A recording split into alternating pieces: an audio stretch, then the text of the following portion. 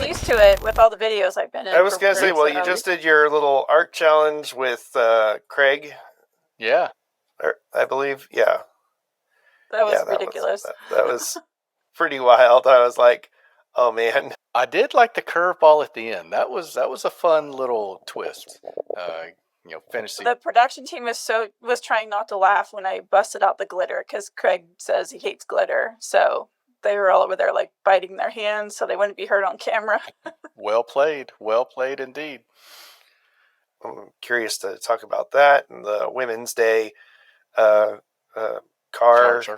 the Chargers, and so I was going to be all cool and show you mine, but my daughter has run off with it. So that's good. That's why I was going to say that's a good. If anything, that is probably the greatest compliment that I can give you is that my daughter stole the car from me, and I don't know where it is right now. So, and finding a Hot Wheels car in my home is like looking for a needle in a stack of needles. So, but it's out there. Believe me. All right, we're going to get this show underway here. So, everybody sound good, Chuck? We're sounding good. We're sounding great. We're looking good. So let's rock and roll. Let's rock and roll. He said like an old man. All right. In 3, 2.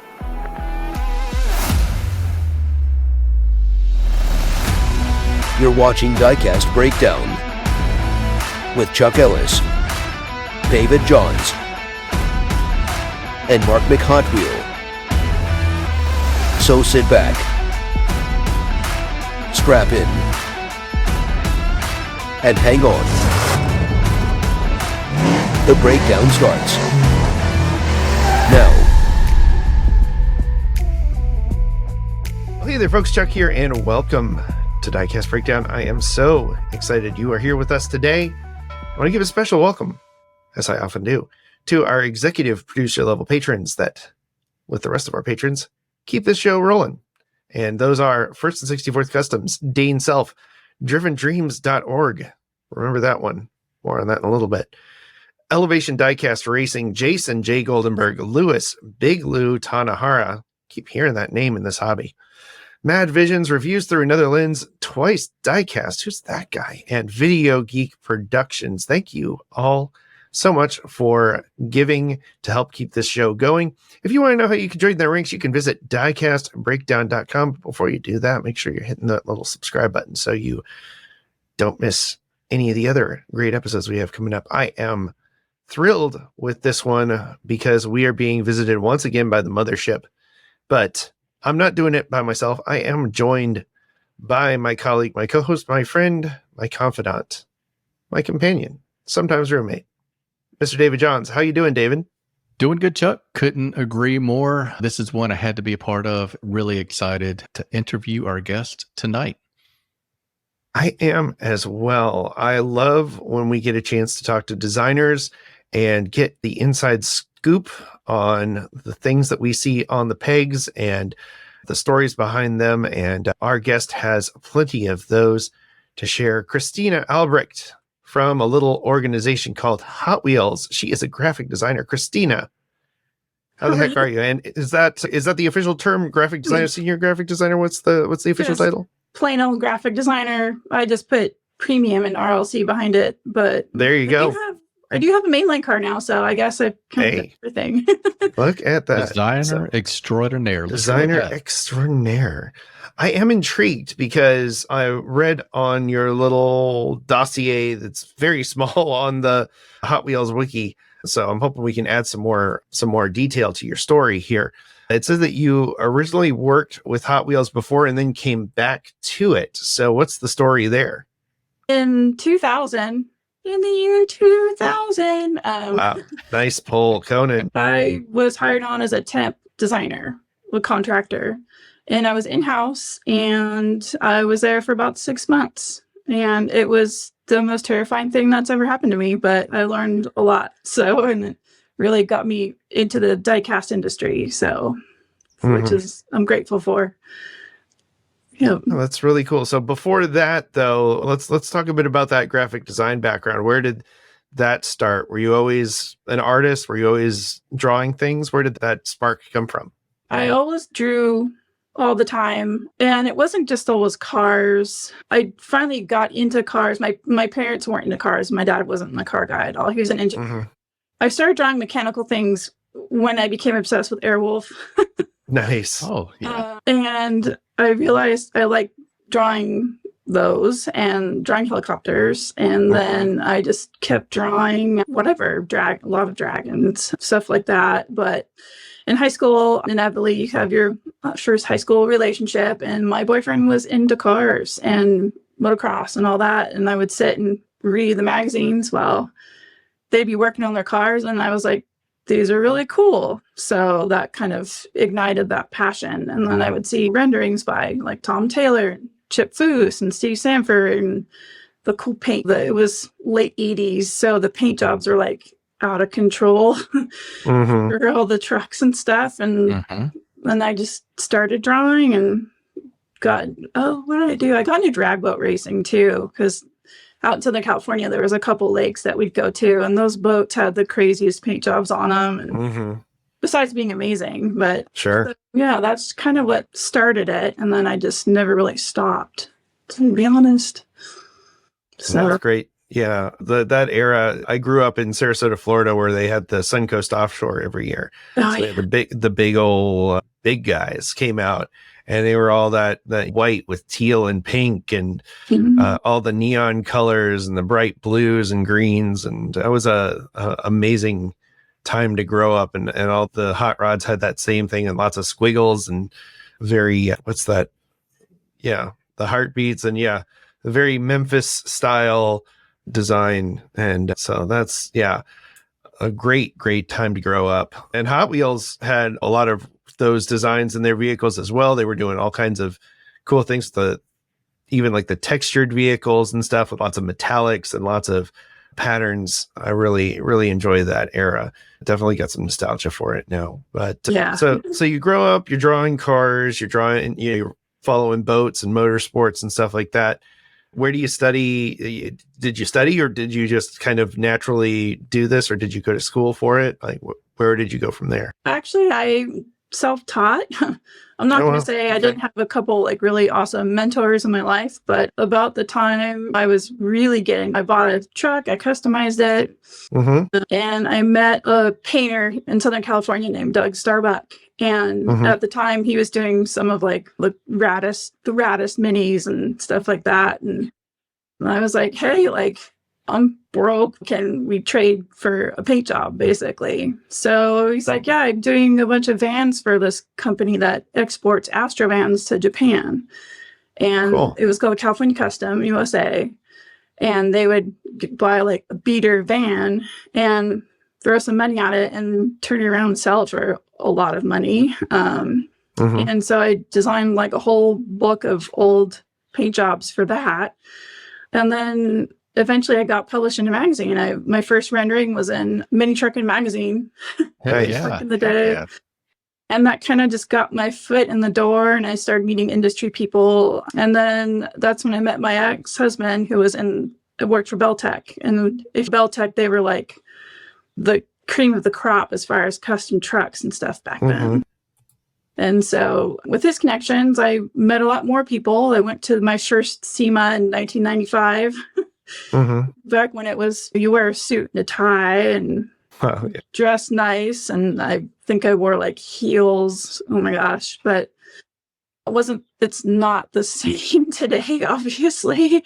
Sure. And I just dragged my portfolio out there and went and met people and asked them if they needed renderings for SEMA builds. So for a long time, I did hand renderings with marker, chalk, pen, stuff like that. I didn't really get a computer until we were living in Huntington Beach, and it was like 1999. And that's when tuner cars really came on the scene in a big way. And Robert at Modern Image was like, hey, I want you to do some graphics for me, but it'd be better if they were vector art, because then the plotter machine can just cut them out.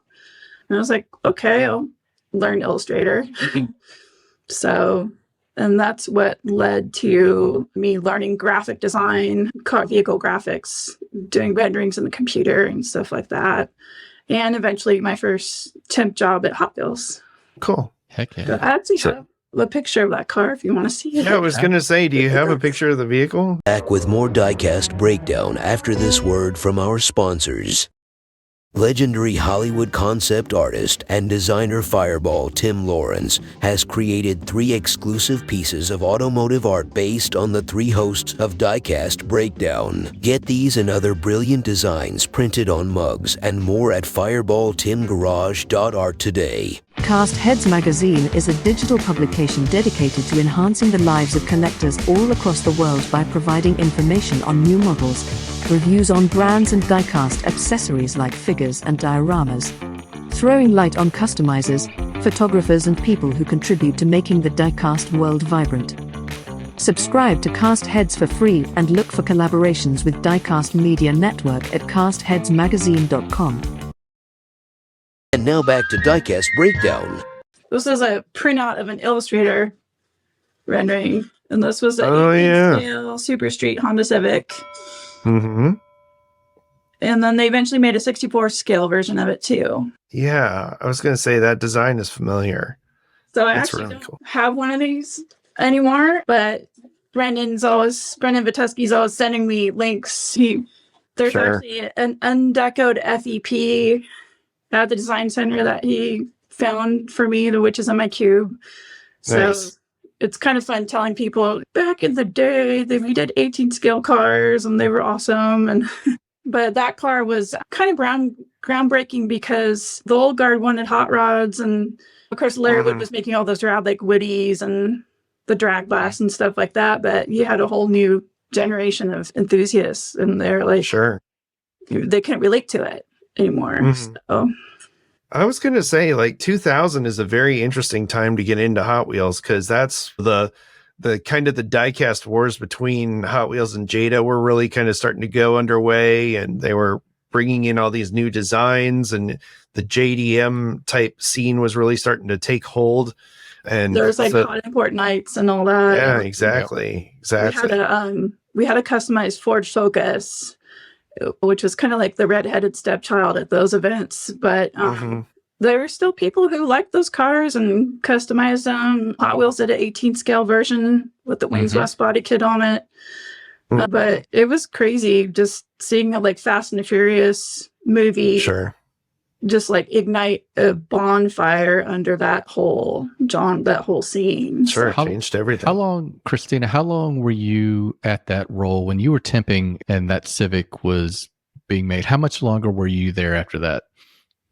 I was there just barely 6 months. So the reason I ask is, Chuck, who knows if Hot Wheels, had Kristina been there, could Hot Wheels have been maybe at the forefront of the tuner diecast craze that was about to hit a few years later? You rolled out that Civic kind of ahead of the game when a lot of the other companies were still doing just give me that American muscle like you were talking about. That's interesting to think about because other brands jumped on it and absolutely made a killing off of all the import auto craze in diecast. Sure. Yeah. Yeah, I think a lot of it too. Carson Lev was the manager then, and he was really pushing for the new stuff because he knew how important it was just to get that whole new generation of enthusiasts interested in diecast collecting because they loved the cars, but no one was making anything for them to buy. He pushed really hard for that too.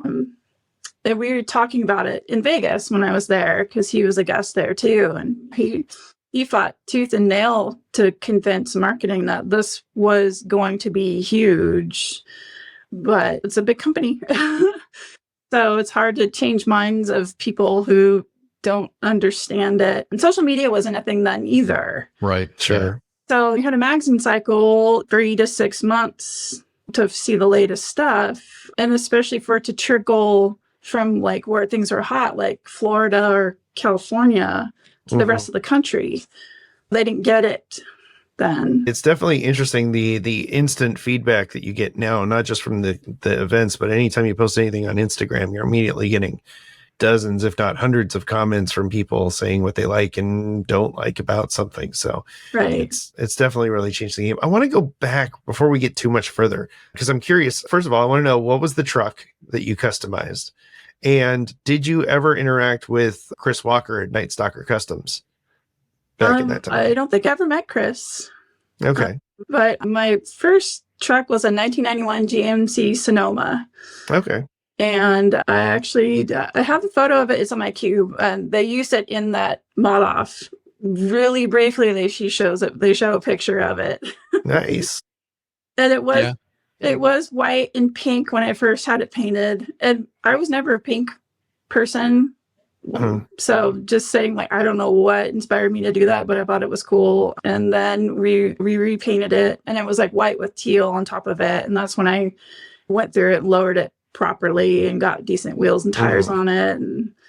But it was a 4.3 with a stick. It was super strippy model, like no carpet, no AC, crank windows. Gotcha. Eventually put like Honda Prelude seats on it, that kind of stuff. That reminds me of something I read when I was researching all about Kristina before this interview. What I found interesting is your point that you made after going to a SEMA show several years ago, nothing current. But the point that I liked, and this is what I love about you reaching out to the female collectors, is we don't have to make it super feminine. Car girls love cars. They don't love girly cars. They love cars. And I thought that was such a cool point that you made. And when I hear about your truck, like, I can imagine you just loved the horsepower and the customizing and all that. So talk about, I guess, maybe how do we get more collectors? How do we get more girl collectors in our hobby? I want to hear your perspective and where companies sometimes get it wrong. I think, like you said, sometimes they focus too much on like the girly, although I do notice that it's kind of blending together. I see a lot of female enthusiasts who do wrap their cars with awesome, like pink, sparkly stuff like that, especially the drift community. I was recently introduced to Formula Drift, and there's a lot of really amazing women in that community, and they know a lot about cars. They know a lot about marketing. They know a lot about marketing themselves. And I think what it is just finding the right voice. Luckily, like, I came up in a time where like car girls or whatever were kind of like unicorns, I guess I want to say. I mean, we were there. SEMA, a lot of the women were there were just the booth models or somebody who was helping to run a company, but there's no way for other people to know about that, because unless you went to like a SEMA, one of their talks or whatever about women in the industry, I didn't know hardly any other women.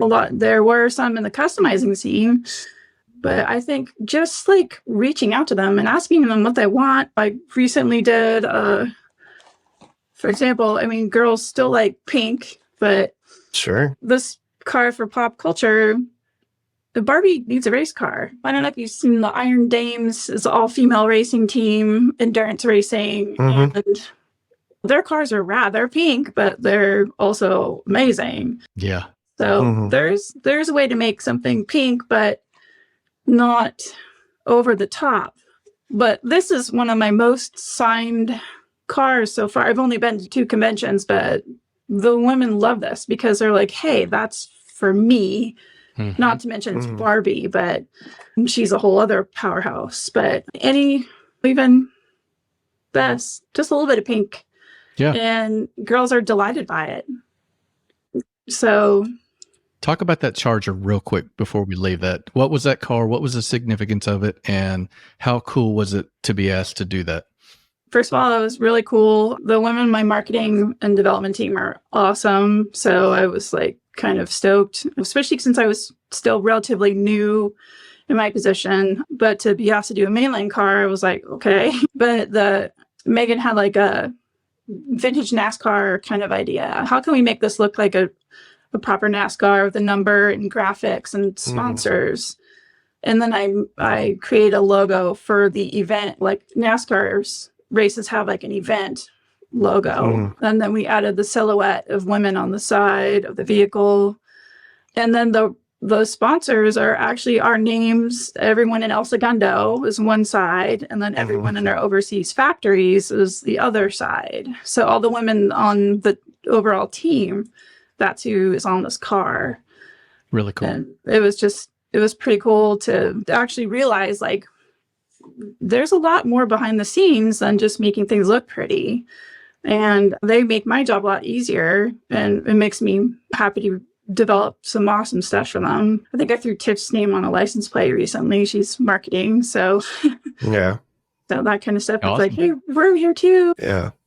Well, that's a nice thing to do for your coworkers, and sneak little Easter eggs in there for your friends and colleagues. I do love that design. I was telling Kristina before the show that I was going to show mine off, but my daughter has run off with it, which is, I think, a very flattering thing to say about a vehicle. Now, I'm curious, were the silhouettes of the women based on anyone in the office, or were they just kind of generic women shapes? They're generic because I'm like on the taller end of the spectrum. I'm 5'10", and then we're all shapes and sizes and ethnicities. So I just tried to represent the best I could. Gotcha. I'm just used to being like the big Viking in the room, kind of. Yeah, gotcha. I'm curious, you mentioned that, like, is getting a mainline car, is that like the ticket to the big leagues, or is there like a different, like, what's hierarchy? I didn't want to say hierarchy because you're all designers there, but is there something special about getting to be on the main lines versus being, because you're known for your premiums and your RLCs? Yeah, it's because I think more people see it. Premium, and especially RLC, you need to want to collect, or you're an enthusiast and you're looking for a very specific car, or you go to Target and you see like a nice premium and you're like, hey, I know somebody who has like a 73 Volvo. I'm going to buy that for them. But mainline, it could be like a little kid going, hey, that car's cool. And they're going to pick it up at Ralph's on the impulse buy area. Sure. So I just feel like it's a little bit more widespread. Yeah. It's kind of interesting because it kind of opened my eyes to see, like, you know, how pervasive Hot Wheels are all over. Because I have friends texting me, hey, I found one. And I see my other coworkers too, like everyone's finding their cars. And I think it's rad. It's really exciting.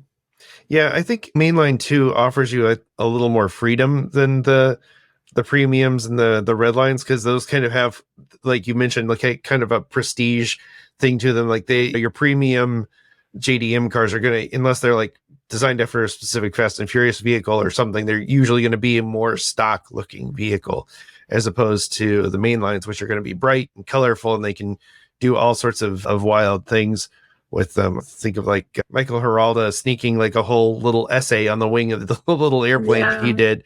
And there's I think a lot more opportunities for Easter eggs on there. So, but before we get to talking more about the RLCs and the premiums, because I do want to talk about that, I kind of want to talk about like the in between. Like there was 23 years between working for Hot Wheels and working for Hot Wheels. You've had other projects, and I'm curious, kind of what were you working on in between then, and how did you find yourself back at Hot Wheels? After Hot Wheels, I went to work for Modern Image, the vinyl graphics.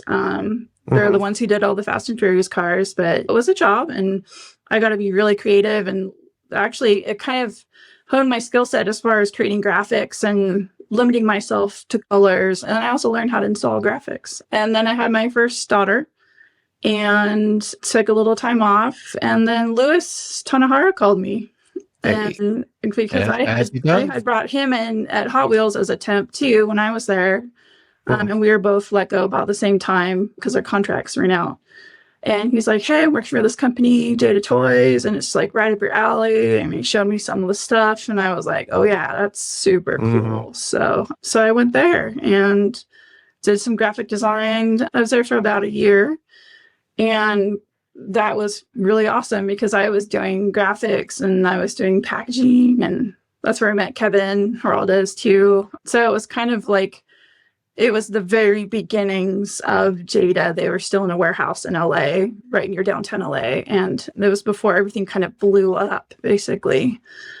And then from there, I went to Maisto for almost 2 years and did a lot of awesome stuff there too. So that was more packaging and graphics and some character cars, stuff like that.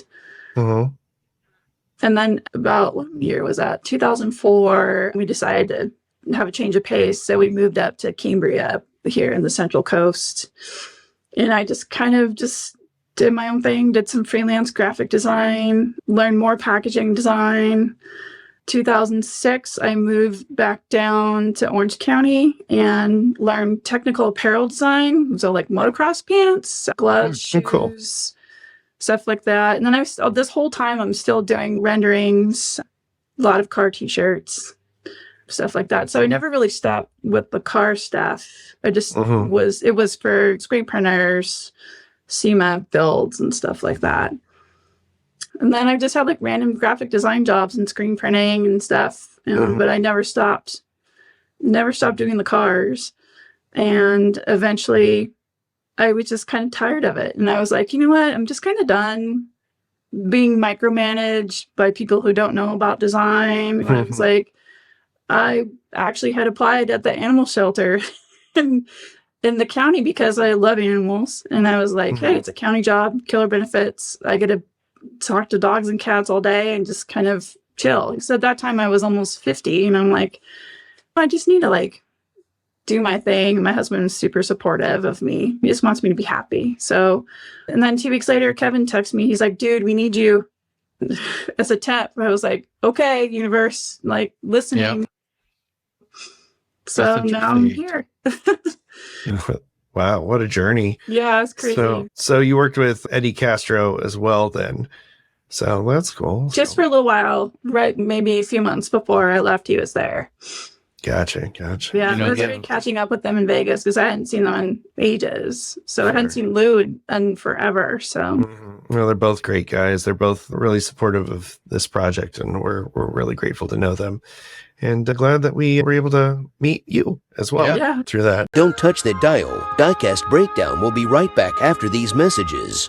Diecast Breakdown is produced in partnership with Twice Diecast and Driven Dreams Org on YouTube. Check out their channels in the video description and subscribe for more epic diecast content. Hey, this is Larry Wood. This is Derek from Honest Diecast. Hey, this is Chad Reed from Round 2. This is Mike from Gaslands. The SRT Jovita Show. This is Champion DJ K. This is Mad Vision here. This is Diecast Dude. And you're watching Diecast Breakdown.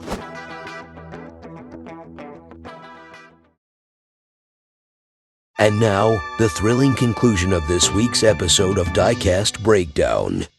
Kristina, they say I don't know who the they is, but they say you can't go home, but you find yourself back at Hot Wheels. And when I look at your posts on Instagram and other places, seems like it really means a lot to you. How cool is it to be back doing what you're doing now? It's been like I don't want to say it, like, it's so cliche, but it's kind of like a dream. Like, it's one of those things, like, you're really enjoying what you're doing and like the team's rad and all that. You're like, am I going to wake up? Like, am I going to get hit by a bus or something? What's going to happen? Yeah. And imposter syndrome is a thing, obviously. Some people have it more than others, but it kind of keeps me in check. But also I have people coming up and wanting to talk to me, like at Hot Wheels Legends, and I'm just like, okay, like like Brendan told me when I first had to go up on stage at the collectors convention to talk about my stuff, and I was terrified because I've never done that kind of stuff before. I have no problem like playing goalkeeper my whole life and like screaming at people, but like going up in front of a crowd, I'm like, sure. He's like, hey, they want to hear what you have to say. And so ever since I started thinking about that, and I'm like, okay, this is cool. And I'm just going to be like an ambassador. I'm going to do my best to, not just because I'm like a female Hot Wheels designer, which is a unicorn, but also because I just love what I do. And my team deserves a lot too, because they're awesome. They make my job so much fun. We've had Brendan on the show as well, and he's it's funny watching him work as somebody who's also worked in the media for a while, like how he's definitely gotten used to that kind of attention. So, and I'm sure it's something that everybody at the Hot Wheels team, because you basically have to adjust to the fact that you're kind of like mini rock stars in this world, this world of collecting, and that it must be really validating to have somebody recognize your work or recognize you and say, hey, I really like what you did here, or have that opportunity to represent like the number one toy brand in the world. And let's help some people recognize her work, because I want to talk about some of those that you alluded to earlier, because Kristina has had some bangers drop recently. Kristina, I want to hear you walk us through some of the design process on the F1. Okay. And then I want to talk about the amazing Alfa Romeo in the Boulevard series. You like that one? I did like that one. I love it's a beautiful blend of nostalgia and creativity. So thanks. Take it away. Well, F1. Oh, one thing I didn't mention when I was a temp in 2000 was when Hot Wheels had 18 scale Formula One. So I actually did some of those graphics as well. And back then we didn't get vector assets from any of the teams, so I had to trace a lot of logos, and that's what made me so fast at vector art. But for premium, obviously this time around it's much smaller and DIJ, but we're really striving to make the cars as cool as possible, as legit as possible. Obviously, when you shrink it down to that scale, the casting has to be a little bit thicker in some areas, stuff like that. But it's a lot different than my other design process. I'm having to really make sure things are like perfect. Kind of like when I did the Ferrari 499. It's a real car, and there's a huge fan base for Formula One. So we want to give them the best possible, and it's a Hot Wheels, so it's like you're gonna have the Hot Wheels collectors who want it, and then you're gonna have Formula One fans who want it. So the Venn diagram is it's right there in the middle. And as we started getting the samples in and stuff, we were just like, okay, this is working, it's really cool. And Rob Mathis and I were kind of like the team on it, but he's the in-house Formula One nerd, and he's making the castings with the sculpt team look really awesome. And then she'll be like, oh, well, I forgot the the second driver has a yellow antenna. So now I'm like, it's really made me focus on the details a lot more. And I think that's carried over into other stuff too. And I also have Ron Wong to blame for that, because he is very specific about like his supercars and stuff. So let's give the listeners and viewers just a little bit of Easter egg information that you may not get anywhere else, unless you look really hard like we did. Explain the significance of the number on the F1 Racer. Why'd you pick that? Oh, that's the year Hot Wheels was established. There you go. That F1 Racer was a collaboration between Craig, because Craig loves his stripes, and he gave me a quick sketch. He said, we need to bring this to life really fast, because it was going to go to marketing very shortly, and they needed to make a render. And so I was like, cool. So let's give it a little bit of Hot Wheels, and that we figured that was the best number to use for that casting. So it's a cool looking car, and you don't get one, you don't get two, you get 3 sets of wheels, fans. So that's a super cool model. Talk real briefly about the Alfa Romeo. Just let everybody know that yes, Kristina A did this one, and why do you like it? I love doing vintage liveries like that.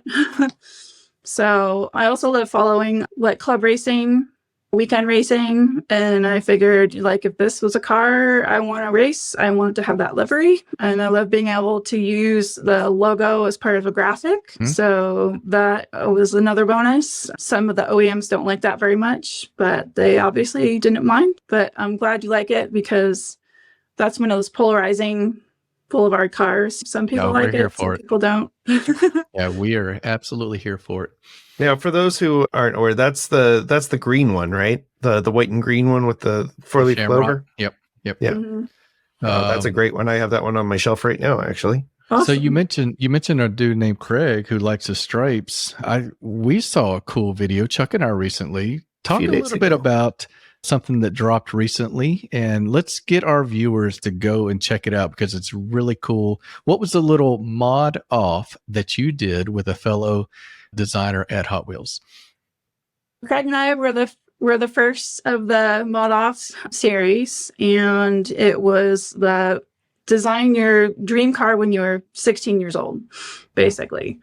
So Craig always wanted a red hot rod back then, and he does have one, and now it is a mainline car. But he does those awesome vintage races. His car is currently in Denmark, but mine was a long story short, I grew up going up to Bass Lake every summer, and dualies were tow rigs of the flat bottom boats that would wake everybody up at 6 o'clock in the morning. Well, earlier in the summertime, but they were lower and they had the little shell on them and the turbo wing and all that. So that was my obsession back then. And I still wouldn't say no to one, even though they're obnoxious and it'd get like 6 miles a gallon. But so that was my mod off. And so Craig had, of course, red. He painted his car red and put his stripes on it. And then by the time I got his car, because I made a switch, I fixed his stripes. But that was a hoot. I didn't know what to expect. I'm really surprised I didn't cut myself trying to carve fender wells on Out of packing peanuts. I was going to say, there's nothing like carving in a hurry. Yeah. I was like, I'm going to slip. And but it turned out fine. And once I got going, it was actually kind of fun. And I was like, oh, how can I do this at home? But it basically was like, hey, here's everything you give a kindergartner on a rainy day to keep them occupied, make a car out of it. Yep. And it was a riot. Yeah. And I recently did another one with Charlie. Oh, and I'm not going to tell you what it is, but that one's also very funny. We will look forward to that. So I do want just real quickly, where can people go to watch this? Because it is worth going to check out, folks. It's the Hot Wheels Garage YouTube channel. There you go. And I believe that's only spot where it is right now. They're going to start filtering it into social, but that's where it is. It's where it lives. Yeah. Same place where you'll see like Legends recaps and stuff like that. So yeah. I actually ran into Charlie at the Tampa event that was a few weeks ago. He was down here, and I got to see him and Brian and say hi to them. And hopefully they'll come on the show someday. But just for those who are wondering, this is the one we were talking about. How about Chuck coming in clutch? Yeah, I have it on just outside of my bedroom, and there's a little plinth on my shelf of fame, and I had this one on it because I just absolutely love that livery. So wow, and just happened to have that one handy. I didn't even think about, oh yeah, that's a Kristina design that I have. So let's talk a bit about the RLC. Like, are there some of the designs that you've done for the RLC Club that it's not the RLC Club because the C is for club, so that'd be the Red Line Club. Get it together. Get it together. Anyway, are there any? Let's get back on track here. All right, you do a lot of work with RLC. Are there any designs for that club that really stand out that you've really enjoyed doing? Upcoming, the Tiki Dodge Tradesman that's coming out. Yes. Is a fun one. As soon as the Brendan and Van were like, hey, this is coming up, I was like, me, please. Because I love vans. Mm-hmm. That one, the Brookwood, the 59 Brookwood, it's got like a Larry Watson style paint on it, opening hood, opening tailgate. Yes. Bad. I don't know if I should have taken that. I don't have an open one of these, but the Typhoon. Sweet. Yeah. There's one of these in the showroom when I bought my truck, and this was a little bit out of my price range. Yeah. Made in Shreveport, Louisiana. So one of these, and then of course the Ferrari T-car pack. But I guess technically that's not Redline Club. That's an Elite, right? That's direct to consumer, but. I don't know. Oh, wait, no, that is, you're right. That's a 2-pack. It's not. I don't know if you guys got one, but. Not yet. Oh, we wish we were fancy enough to get one, but. It's pretty cool. Yeah. I brought this to show my mom. She's like, I want one. I'm like, I can't even get one for you. Sorry. All right. I did the deco on the 499P. Oh, we are getting the goods tonight. This was a fun one. And. Yeah, I don't know. I can't in real life, what's your favorite car? And I'm just going to say yes, because I'm not like a black and white kind of person. Like there's so many different things I like. Just like at work, there's so many different projects I like to work on. Sure. Even if it's something stock, like the Elite 64 Valkyrie that Ron and I worked on together. But I literally, it's like learning something new every time I work on it. The Valkyrie, brand new car, had no idea about it because I don't really pay attention to supercars and hypercars. But at the end, I was like, geez, this is a really rad car. Christina, do I remember correctly, was your first premium the Aston Martin V8? I think so. Yeah, and that thing, that speaks to me. Like, that is the most boring, plain gray car, but it is a beautiful representation of that car. Thank you. And there are collectors like me that just absolutely geek on the mundane and just classic cars. In case you ever need to design mundane. No, and the car is mundane. In case you ever need to hear, it's not mundane, it's an Aston Martin. I know it is. I know, but that's how 90 whatever percent of the people are going to look at that. For me, that thing is beauty. It's James Bond. I need it. In case you needed to hear that certain collectors blow a gasket when we see a really clean Aston Martin. So that's all I'm going to say. I've noticed that mostly because if Ron does the photos and he'll collaborate with me on an Instagram post, and all of a sudden I'm like, wow, I'm so popular. And it's because of Ron. But I also see the comments, and a lot of them are like you. They're a purist and they want those cars done correctly. And then for me, I grew up watching James Bond with my dad. Yeah. They had all those James Bond marathons. I think it was like Thanksgiving weekend. TNT, TBS, one of them. Yeah. We'd like cook and watch James Bond. So that's also kind of a treat to get to work on them because of that too. Yeah. You also did a very clean one that I like. That was the Mazda 323 GTR. Yeah. Oh yeah. That is gorgeous casting. I'm like, this car is rad. And we love small hatchbacks. My husband's 6'5", and he would drive a small hatchback over any big vehicle any day. So when I told him I was working on that, he was like, oh my God. Yeah. That was kind of nostalgia, wasn't it? Like, yeah. Yeah. I really like that design because you managed to do somehow the way they did it with the paint. They did it with a white that doesn't feel, it makes the car still feel weighty and realistic. Like the way that white can so often have the panel lines just disappear in it. And there's something about that white that really kind of, you can still see like the door panel lines really clearly in the hood lines. And it's almost like a warm white. I just love how that one looks. Chuck loves white.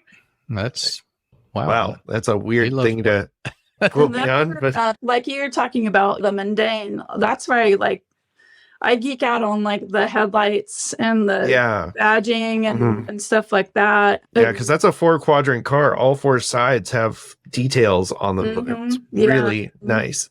I mean, even though at scale you're not going to see the badge, but it's still got to be proportionate. And when it's not proportionate, and some of those companies put a 2-foot long Porsche crest on the hood, like it's I'll never ever buy it. Yeah.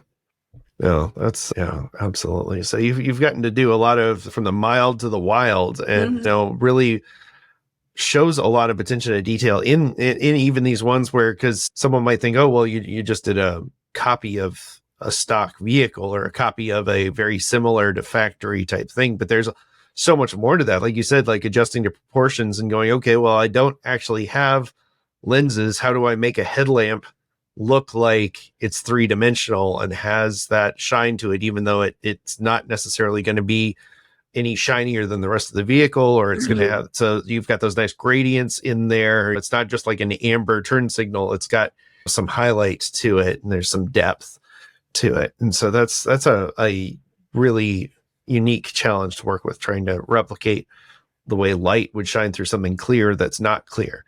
So especially when they're like a Ford GT 40 style headlight. Some of those castings, some are plastic part of the window, but some aren't. So you kind of have to figure out how to make them look right. The car's staring at you, or if you're looking at it from above. The collector set that's coming up with the Holy Trinity, the McLaren, the Porsche, the GT1R, 911, and the Mercedes, that was the Porsche was one where I was like, okay, how do we make these look right? And luckily I'm working with Ron on that. So he really helps me dial things in or just see it a little bit from his eyes, because he's such a serious collector of all those cars. And like he knows what he wants to see. He knows what collectors want to see. And it actually helps make my job easier because I'm not guessing. It's like, here's guidance of what is super cool and clean and what people want to see. And it's like, cool. Okay. Makes it easy. Yeah, absolutely. I want to talk real quick because we've alluded to this a few times, but tell us about Hot Rod Kristina, because that's like a whole other side project. It's got its own website. So tell us a little bit about that. Well, that's just the domain I picked, oh my gosh, like 20 years ago now. So Hot Rod Kristina is kind of like my portfolio site. And that's where, as a freelancer, I would try and get business. I would blog a little bit about design. And then after a while, I felt like I was screaming into the void. So I quit. But that's just kind of like all my art. That's why I learned how to make shiny headlights, like you were just talking about, because I grew up looking at shirts art by like Greg Tedder, who was like the master, and artists like Steve Stanford, who can make a reflection out of like two colors and it looks killer. So that is kind of like taught me everything I needed to know to get me where I am today, I guess.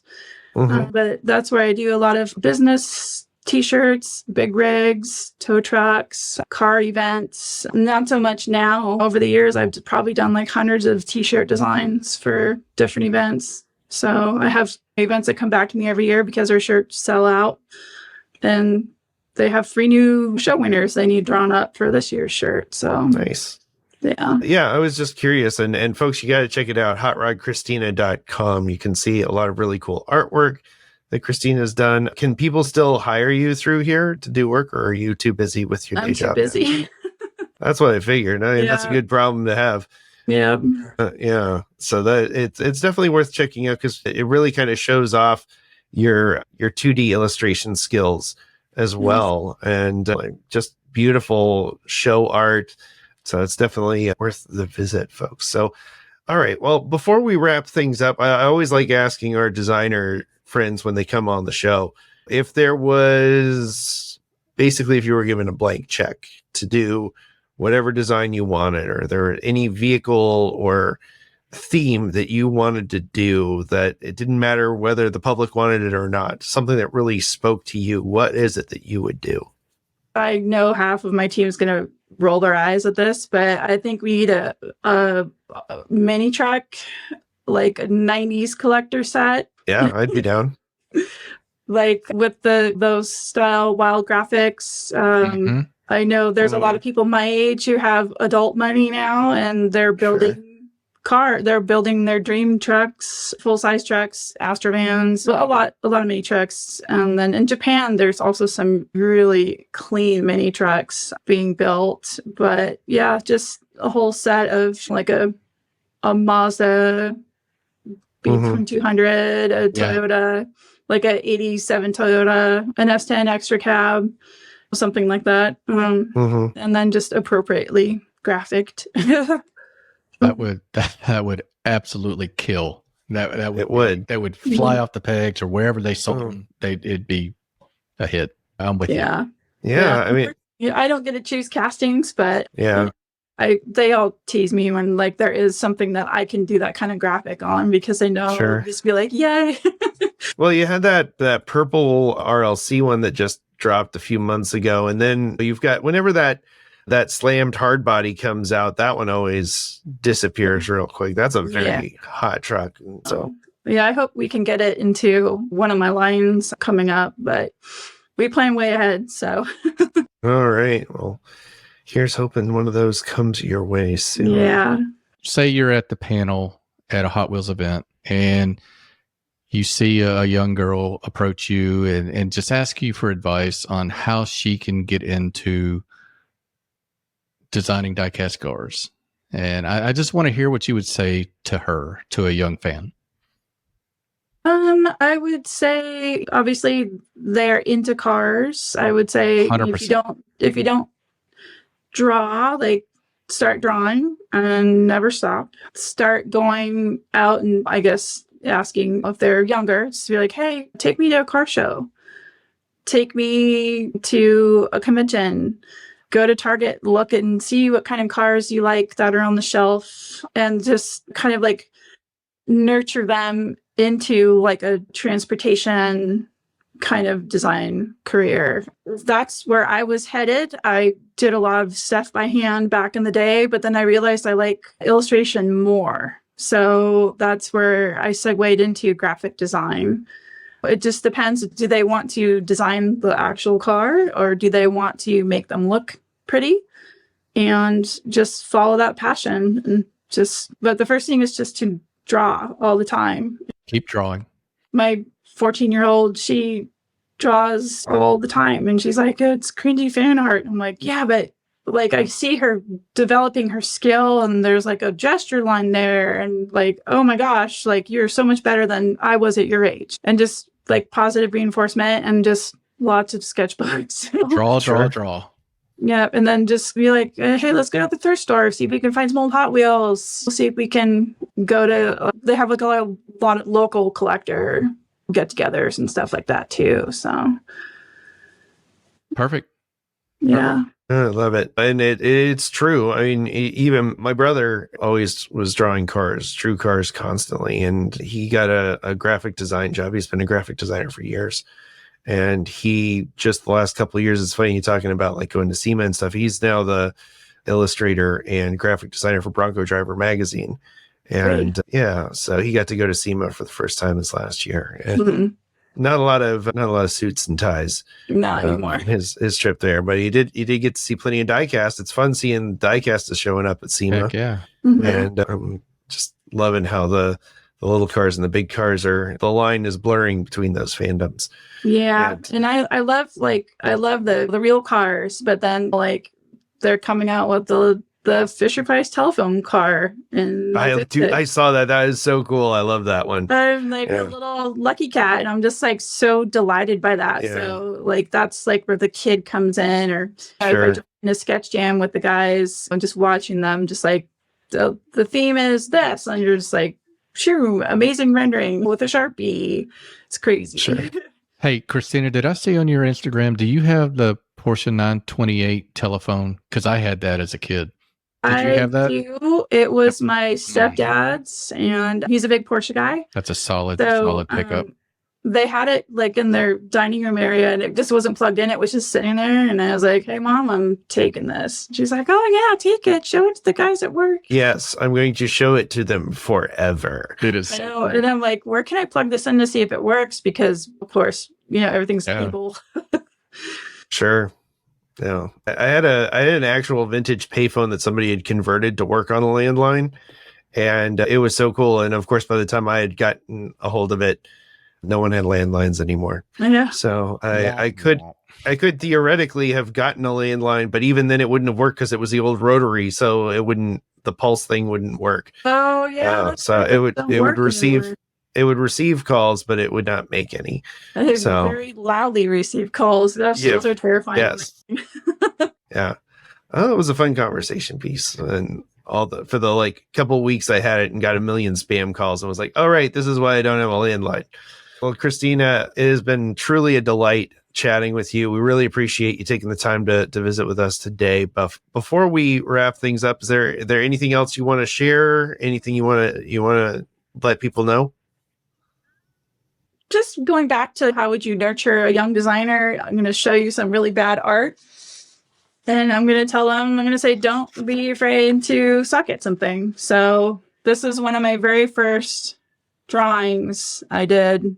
And it's a Xerox copy. And I would just draw paint jobs over and over and over again on it. That's a great idea. Just like, don't be afraid to be bad at something, because eventually you won't be as bad at it. So Yeah, hey, it's really that simple, isn't it? Yeah. It really is. You know, Just the good news is keep that on drawing. you get the bad ones out of the way first, and there's nowhere to go but up. Exactly. Love it. All right. And folks can find you, follow you. Where are they going to find Kristina online? Hot Rod Christina on Instagram. I am also on Facebook, but I don't really go there as much. More on my personal side, just because it's more family stuff that way. So main thing is Instagram, or just find me through my email on my website. But Gotcha. yeah, that's where I'm at. Very cool. Well, thank you again for coming on. Thanks. And thank you, watchers, listeners, wherever you are. If you're watching us on YouTube or listening to us on the podcast app, thank you for making it to another Diecast Breakdown close. If you're part of the close down crew, make sure you leave a little comment saying that you were there and that you shared the experience and that those people who left early missed out. Yeah. But you don't have to miss out if you're still here. You can hit subscribe. You can ring the bell. And if you're feeling really generous, you can give us money by clicking the little join button or visiting diecastbreakdown.com. And if you're not feeling like giving us money, you can visit drivendreams.org, where we are collecting 25,000 cars in 2025 for kids in need all over the world. We've gotten tens of thousands of cars in the last couple of years, and we're pushing ourselves to this new ultimate level. You don't have to like a stamp. You don't have to send anything in. You don't have to give us a penny. Although there is an option to donate, but that's a different thing, and Mark will talk about that later. But you can visit drivendreams.org and find out how you can help kids in your area, because one car equals one smile. And it is a really cool project. Our co-host Mark is championed, and we are thrilled to carry that torch for him. So check that out. And as always, we want to thank you for coming along with us for the ride. So until next time, stay fresh, cheese bags. Thanks for listening to Diecast Breakdown. If you enjoyed today's show, please rate us 5 stars on Apple Podcasts and tell a friend to listen in. Find Diecast Breakdown on your favorite social media platforms or visit diecastmedianetwork.com to learn more about this and our other projects. Diecast Breakdown is a presentation of Flying Valiant and the Diecast Media Network.